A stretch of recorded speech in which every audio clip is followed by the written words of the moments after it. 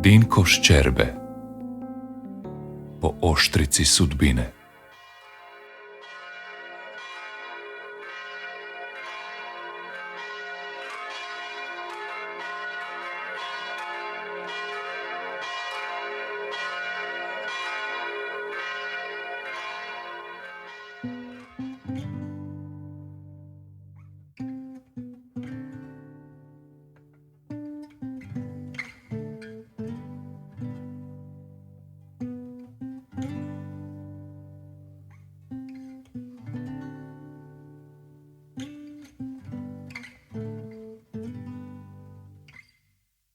Uporno nastavljam kružiti, tražiti i čekati da sljedeći zagrize. Ništa. Dan se primiče kraju. Oko mene more kuha od plave ribe. Kad nema zubaca, mislim, bolje da ulovim nekoliko širuna ili škombra, ako ih ima. Smotam svoj zubačnjak, a u more spuštam panulu za lov širuna i skuša, škombra. Lovio sam ih jednog za drugim i začas sam u barci imao 20-ak primjeraka. Još je bilo oko sat vremena sunca. Ono je bilo crvenkasto kao i nebo na zapadu u koje se spremalo na počinak. More, kao i cijeli dan, mirno kao ulje. Vidljivost je još velika, pa dokle pogled seže, nigdje broda ili barke. Prestajem loviti. Smotam panulu, uredim i pospremim barku. Znam da će uskoro noć, pa iz kabine vadim i pripremam odjeću koja me štiti od noćne vlage. Motoru dodajem gas, barku upravljam prema Rabu. Ne vidim ga, ali znam gdje je. Okrenut prema krmi, kleknem do kormila i počnem čistiti tu malu ulovljenu ribu. Nešto ću ostaviti sebi, a nešto dati sestri, Anki. Veselit će se očišćenoj ribi. Dok tako klečim i čistim, često potisnem kormilo lijevo pa desno da vidim što je i je li mi netko ili nešto ispred ili po strani. Nigdje nikog. Sam sam. Barka juri koliko može, a sunce sad još samo viri iznad Cresa. Za čas će zaroniti i nestati u ono krvavo crveno nebo. A danas je nebo naročito crveno. Nastavljam čistiti. Dobro znam, još sam imao 3 neočišćena širuna kad mi se učinilo da mi motor nekako drugačije radi. Odjednom je nekako glasniji, bučniji, kao da to nije njegov zvuk. Okrenem se prema provi i srce mi skoro staje od uzbuđenja. Predamnom veliki ribarski brod udaljen možda 5 metara. Vozim mu ravno u bok. Sad ću tresnuti u njega i valjda se raspasti.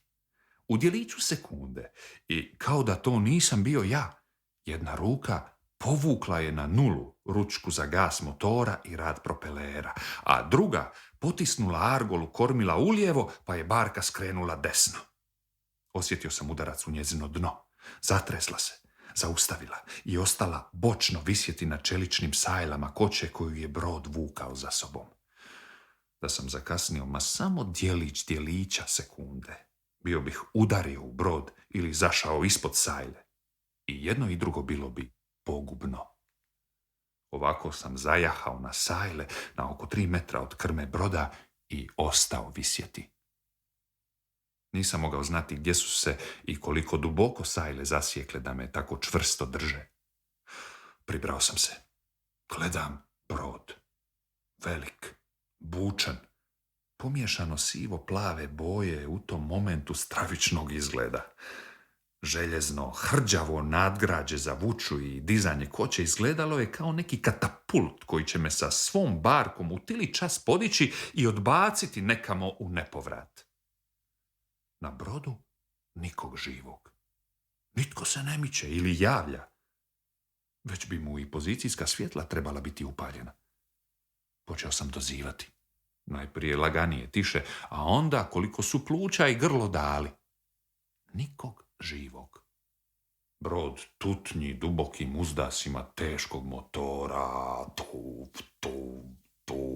tuf, noseći barku i mene na sajlama. Vozi prema zapadu, prema Iloviku i otvorenom moru. Sunce već zapalo i počeo se spuštati prvi mrak. Nad Ilovikom i Lošinjem pojavili su se i nebom plove tamno sivi, plavo ljubičasto žuti, krvavo crveni oblaci, kao ognjeni utopijski brodovi. Osvjetljeni suncem što je već zašlo, neki su izgledali kao da su u vatri, da plamte, pa je tako izgledalo i more na zapadu, na koje je padala njihova sjena. U tu krvavo ognjenu lokvu, u kojoj su se već gubili obris Ilovika i Lošinja, vuče me taj brod, tuf, tuf, tuf. Odakle je samo došao? Ma, kako se mogao odjednom stvoriti predamnom, kad sam svakih nekoliko minuta pogledom pretraživao pučinu miljama daleko? Stvorio se predamnom kao da je ovog momenta izronio iz mora ili se spustio iz svemira. Ogroman, glasan, stravičan, a na njemu nikog. Jesu li ribari na njemu pozaspali ili popadali u more? Ili posade na brodu uopće nema? Je li brod iz ove ili neke druge stvarnosti? Stvorio se predamnom kao avetinja, kao ukleti Holandez, brod fantom. Udaram drvom po barci. Vičem i derem se koliko još mogu, jer sam već i promukao. Nikoga. Već zamišljam sebe i barku zgužvane i prignječene u njegovoj koči ili negdje na dnu mora, a nikad nitko neće saznati kako smo završili. A sve to traje već 50 minuta, dugih kao 50 milenija. Brod dašće, uzdiše, vozi i vuče nas prema zapadu kroz krvavo crveno more. Još ne znam kako barka visi. Je li jedna ili su obje sajle zasječene u kolombu ili trup barke i koliko duboko? Moj motor i dalje radi na prazno, iskopčan. I ne znam je li i propeler zakačen sajlom, iskrivljen ili izbijen. I dalje udaram i zovem, a mislima prevrćem po sudbini. Zavoziti motorom ne smijem. Otisnuti se od broda ne mogu. Baciti na brod sidro i za njega se vezati ne mogu. Sidro je teško, zamaha nemam, a brod je visok. Na palubu barke ne smijem. Mogao bi kliznuti u more, jer kako je barka zajahala na sajle, ostala je nagnuta, a noć dolazi. Iz kabine sam izvukao napuhani luftmadrac, zračni jastuk. Ako barka potone, možda ću na njemu moći izdržati noć. Podignem pajole da vidim dok je još svjetlo jeli i kuda u barku prodire more. Sve je suho. Vratim se uz kormilo. Motor broda bez promjene ritma i dalje tutnji. Dašće kao da nema dovoljno snage, kao da smo mu teški i ja i barka i koća. Tuf, tuf, tuf, tuf. U toj tragičnoj situaciji, u tom ružnom, nesretnom raspoloženju, kad je mozak radio savršenom brzinom, ali se fizički nije moglo učiniti ništa više od onoga što sam učinio, a tragedija izgleda neizbježna, jer se i sad, kad je već polutama, na brodu ne pojavljuje nitko, niti mu se pale svjetla, odlučio sam učiniti valjda zadnje. Pritisnuti na argolu ukočenog, blokiranog kormila. Dosad sam to činio, ali nježno, jer sam se bojao da ću možda odvaliti čitavu krmu ili dio, jer jedna je sala bila negdje pod provom, a druga točno pod propelerom, do kormila, i nisam mogao znati zašto je kormilo ukočeno. Ili je propeler izbijen ili iskrivljen, pa on drži kormilo, ili je sajla u kormilu, a još sam se nadao da će se na brodu netko pojaviti.